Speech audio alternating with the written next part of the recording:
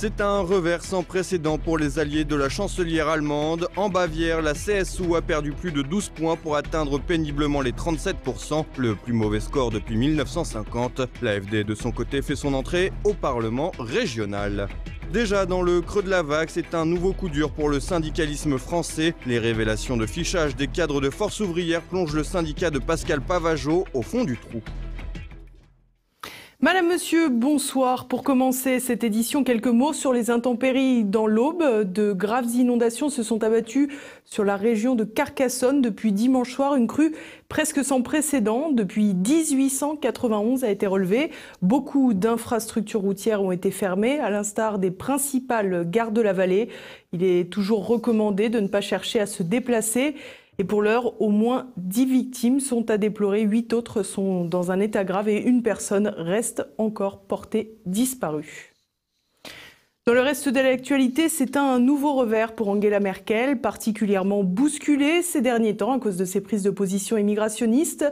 Un nouveau coup près vient de tomber du côté de la Bavière. Ses alliés de la CSU enregistrent leur plus mauvais score depuis 70 ans. De son côté, l'AfD fait son entrée au Parlement régional. Angela Merkel n'avait pas besoin de ça. Déjà très affaiblie, la chancelière a visiblement emmené avec elle ses alliés de la CSU. Le parti conservateur enregistre un score de quelque 37%, plus de 12 points de moins qu'en 2013 pour les élections régionales en Bavière, une des régions les plus riches d'Allemagne. C'est donc bel et bien un revers pour la coalition gouvernementale. Et même s'ils se maintiennent encore en tête, les rangs de la CSU ont atteint le plus mauvais score depuis 1950. Ils perdent donc la majorité absolue au Parlement. Maigre consolation, les sondages prévoyaient une déconvenue encore plus violente. Mais pas de quoi se réjouir, surtout pour Angela Merkel, car c'est bien la politique de la chancelière que la CSU a payée dans les urnes dimanche. En effet, en Bavière, les électeurs habituels du parti sont relativement à droite. Et l'action de Merkel, avec ses quotas de migrants, n'a visiblement pas convaincu. Une situation qui explique entre autres la percée de l'AfD, l'alternative für Deutschland, qui dépasse les 10% et fera donc son entrée au Parlement avec 24 élus. De même, le parti local, Freie Wähler, électeur libre, conservateur aussi, rassemble 11,5%. La CSU n'est pas le seul mouvement à accuser le coup. Le SPD, également allié de la CDU de Merkel au niveau national, prend une claque avec un résultat qui reste sous les deux chiffres avec 9,6%. Un score divisé par 2 par rapport à 2013. Un processus inversé est à observer du côté des Verts. En effet, les écologistes tirent leur épingle du jeu avec 17,7% des voix et près de 40 élus. De quoi faire trembler la CSU si les rapprochements avec les électeurs libres ou le SPD n'aboutissent pas. Un scénario catastrophe qui ne devrait toutefois pas arriver. La conclusion est donc assez dure à encaisser pour Merkel. Les formations politiques ont enregistré une déconvenue à mesure de leur proximité avec la chancelière, devenue un véritable repoussoir. Mais l'importance économique de la Bavière pousse à sortir de la stricte observation locale. En effet, la coalition fébrile de gouvernement avec la CDU de Merkel, la CSU de Horst Seehofer et le SPD ressort bien ébranlé de ce scrutin. L'entente CDU-CSU n'avait pas besoin de ça. En effet, depuis l'été, les relations entre le patron des chrétiens sociaux et la chancelière sont très tendues. Celui-ci ne parvenant pas à détourner Merkel de son obsession pro-clandestin. Devant ce mur, Seehofer pourrait être débarqué de son propre parti, mais la coalition gouvernementale pourrait aussi, de son côté, voler en éclats, mettant cette fois Angela Merkel dans une situation presque irrécupérable. Le Brexit, toujours dans l'impasse. Les instances européennes et britanniques étaient réunies dimanche pour tenter des négociations de dernière minute à 2 jours du sommet organisé à Bruxelles mercredi. L'Irlande complique encore le Brexit. Pourtant, la sortie de la Grande-Bretagne de l'Union européenne n'avait pas besoin de ça. Alors que le prochain sommet européen commencera mercredi à Bruxelles, les négociations organisées dimanche soir autour du futur de la frontière irlandaise ont abouti à rien. En effet, à l'issue de sa rencontre avec Dominic Raab, le ministre du Brexit, Michel Barnier, le négociateur européen, a expliqué que la situation pour éviter une frontière dure entre l'Irlande du Nord et la République d'Irlande n'avait pas encore été trouvée. Partie remise donc. Mais à force de repousser les accords, le scénario du no deal, c'est-à-dire une situation où Grande-Bretagne et Union européenne ne parviennent pas à s'entendre, devient de plus en plus envisageable. La mince branche du gouvernement, encore favorable à Theresa May, est toujours dans l'attente d'un Brexit light avec une seule ligne de mire, les accords commerciaux pour compenser, de leur point de vue, la sortie de l'Union européenne. De l'autre côté, les partisans d'un hard Brexit ne veulent rien lâcher. Un premier face-à-face qui tiraille Theresa May et a déjà mis à mal son plan des Checkers. L'autre bras de fer se joue bien évidemment dans les rencontres multilatérales et dans ce cadre, il semble que la France ait décidé de faire entendre sa voix européiste. Entre les remontrances macroniennes à Salzbourg fin septembre et la raideur de Michel Barnier, pas de doute, les élections européennes de mai prochain afficheront deux camps bien distincts. Mais au-delà de la posture qui assoit le rôle et l'autorité d'Emmanuel Macron, il y a bel et bien la question des conséquences économiques pour la France de la sortie de la Grande-Bretagne de l'UE. En effet, si Londres parvient à obtenir un accès privilégié au marché européen malgré le Brexit, la capitale britannique pourrait s'en donner à cœur joie en matière de dumping social et d'attrait fiscal, des craintes qui justifient la démonstration de fermeté française, mais qui pourraient toutefois se retourner contre elle en cas d'échec des négociations. Burqa partout, justice nulle part. Alors qu'une officine de l'ONU veut remettre en cause son interdiction en France, la question du voile islamique revient dans le débat public.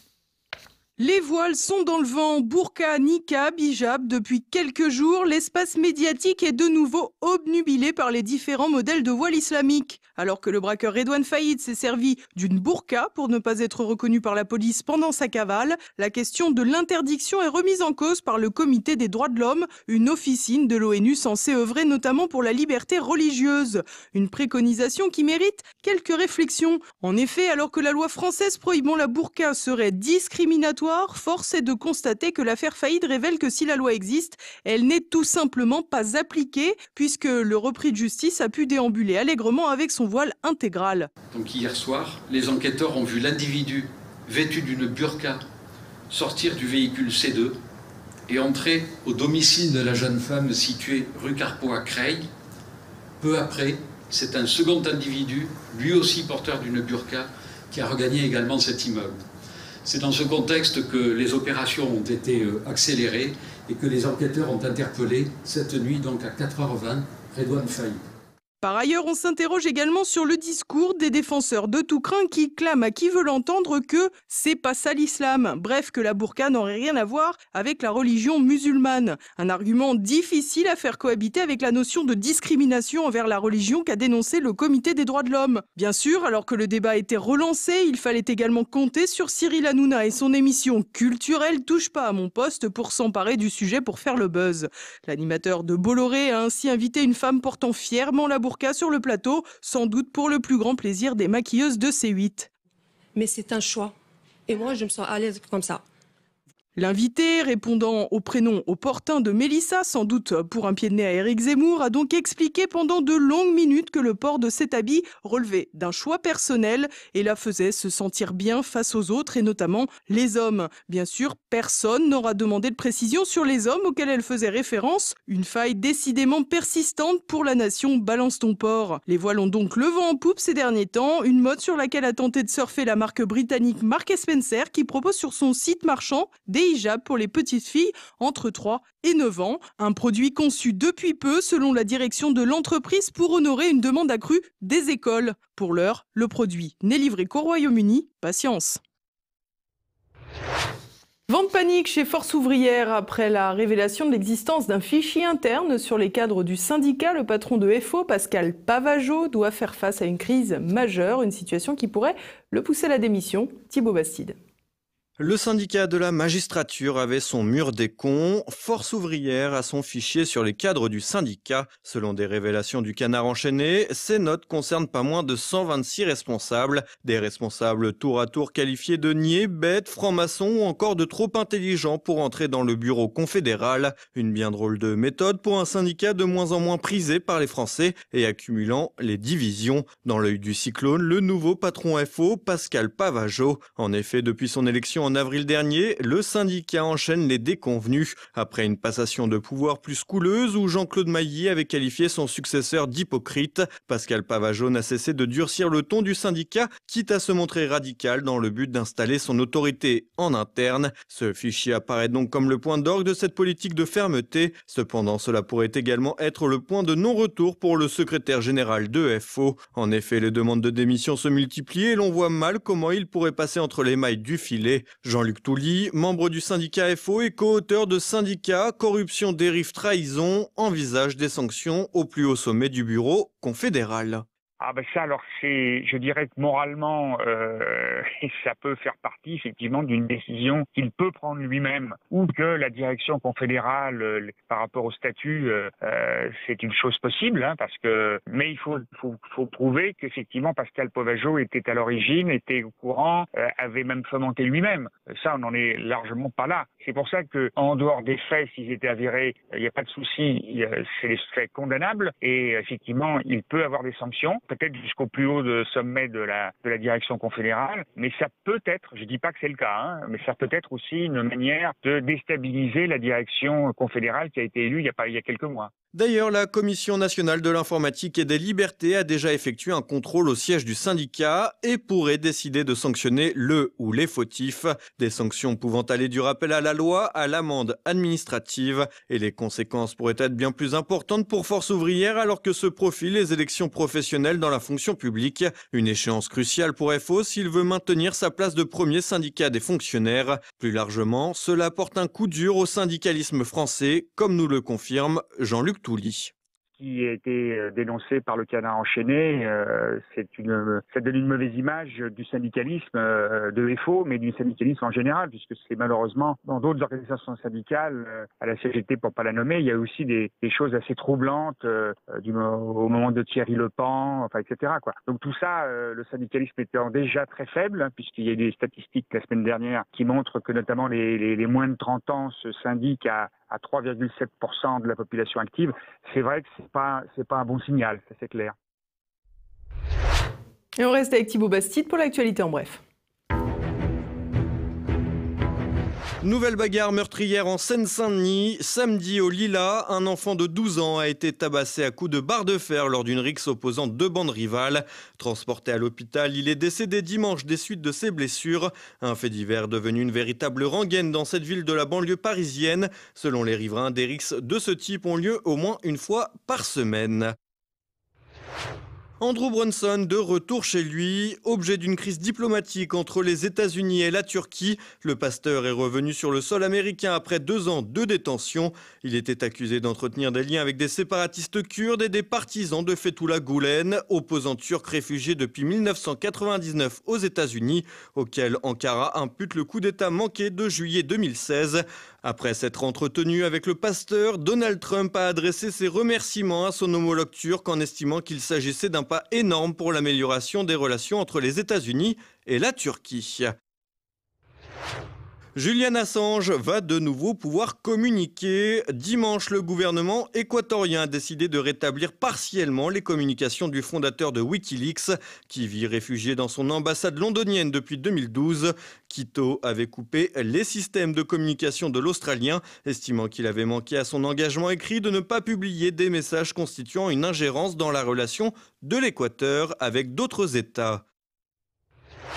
480 000 €, c'est le prix auquel a été adjugée une bouteille du prestigieux domaine de la Romanée-Conti, une des plus célèbres vignes de Bourgogne, lors d'une vente aux enchères à New York samedi dernier.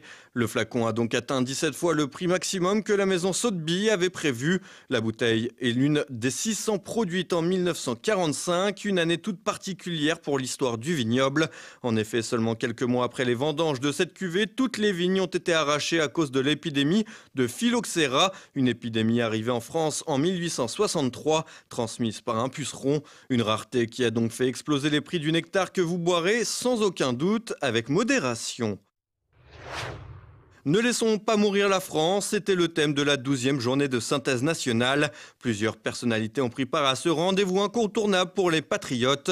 Parmi elles, Richard Roudier, Massimo Magliaro, des responsables du Bastion social ou encore Gabriele Adinolfi. Cette 12e journée de synthèse nationale est importante évidemment comme les précédentes d'ailleurs, je dirais, mais elle est importante parce que nous avons réuni à cette occasion un certain nombre de personnalités venues de l'ensemble de notre famille politique et bien au-delà de la famille politique française, puisque nous avons le plaisir, évidemment, de recevoir notre ami Gabriele Adinolfi et notre ami Juan Antonio López de Herrera.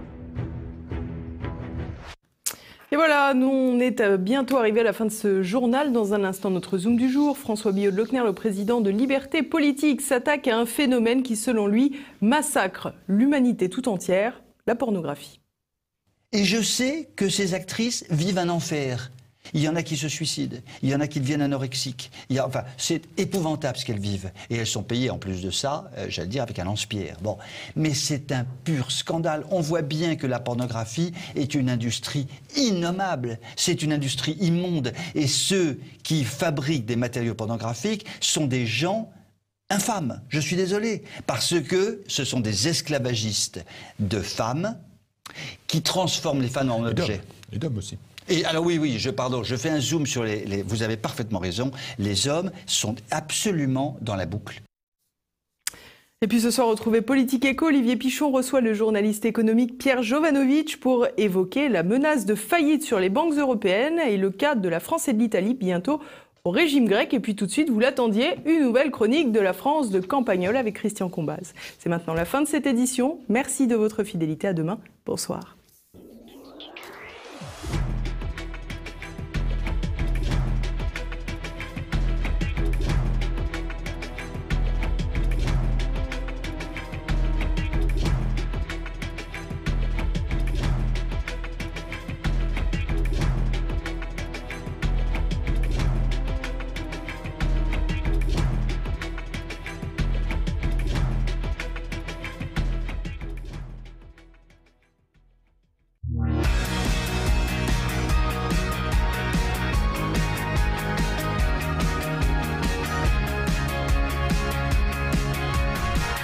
Quand vous regardez avec du recul, enfin quand vous avez l'âge nécessaire, il y a un certain nombre d'évolutions qui en disent long sur la façon dont nous avons tourné en tant que société, et le traitement que la France réserve à sa littérature est très signifiant. La place qu'occupent les écrivains dans la vie du pays est très symptomatique de ce qui nous arrive. Je n'ai pas besoin de trouver un prétexte pour faire entrer en scène mon ami Gustave, puisqu'il est bouquiniste et que son amour des livres remonte à l'époque où j'ai écrit les premiers des miens. D'ailleurs, c'est pour ça qu'on s'est rencontrés. C'est grâce à moi qu'il a atterri au village. Il a trouvé une maison chez nous. On s'était rencontrés dans une foire du livre à Brive ou à Limoges. Lui, comme ancien homme de gauche, n'avait pas beaucoup d'amitié pour Apostrophe et Bernard Pivot.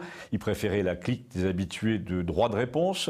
Alors pour la jeune génération, je précise que Droit de réponse était une émission où on fumait beaucoup, où on s'invectivait énormément et où tout le monde était plus ou moins de gauche. Tandis qu'à Apostrophe, on adorait les académiciens, les historiens du Moyen-Âge, les femmes romancières et les Alexandre Jardin de tout poil, c'est-à-dire glabres.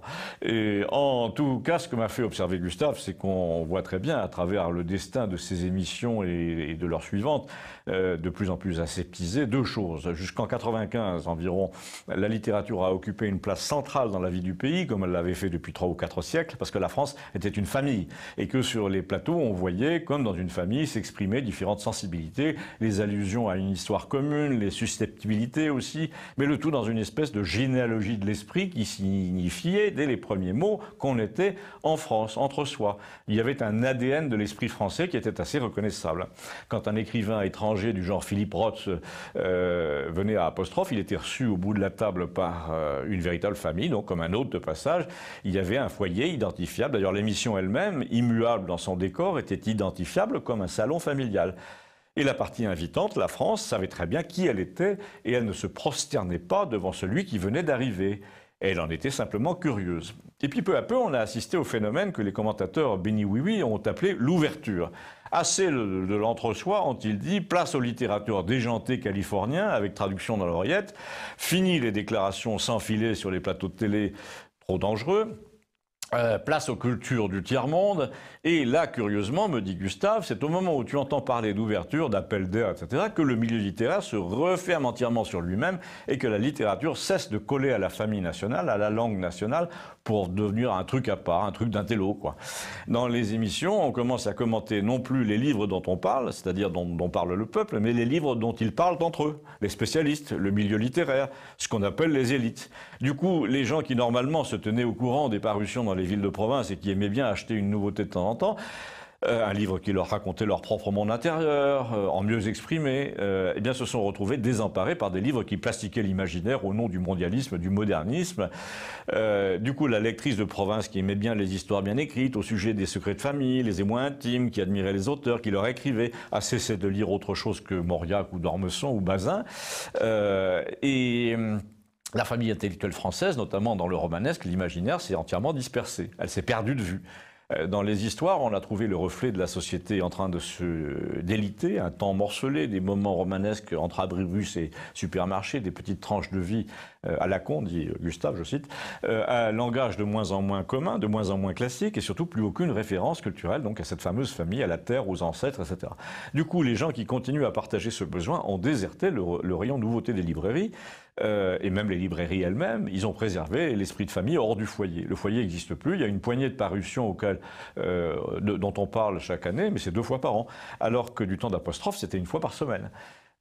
Donc alors, de nos jours, me dit-il, la rentrée littéraire, même le Goncourt ou le Féminin, c'est plus tout le monde en parle, c'est certains en parlent entre eux et personne n'écoute. Ils ont réussi le prodige de refermer le milieu littéraire entièrement sur lui-même, tout en parlant aux lecteurs d'ouverture au monde. À présent, tu as d'un côté les gens qui lisent des auteurs qu'on ne leur recommande pas, et de l'autre, des gens qui recommandent des auteurs qu'on ne lit pas. Moi, ça fait bien mes affaires, a-t-il dit. Moi, je vends pas mal de livres qui vous rappellent combien nous étions une famille en 1950, 60 ou 70, mais tu vas voir qu'il y aura bientôt des journalistes pour nous dire que c'est une littérature de l'exclusion. Eh bien, si vous trouvez utile de faire partager Campagnol à votre famille d'esprit, on le retrouve sur YouTube. Merci et à bientôt.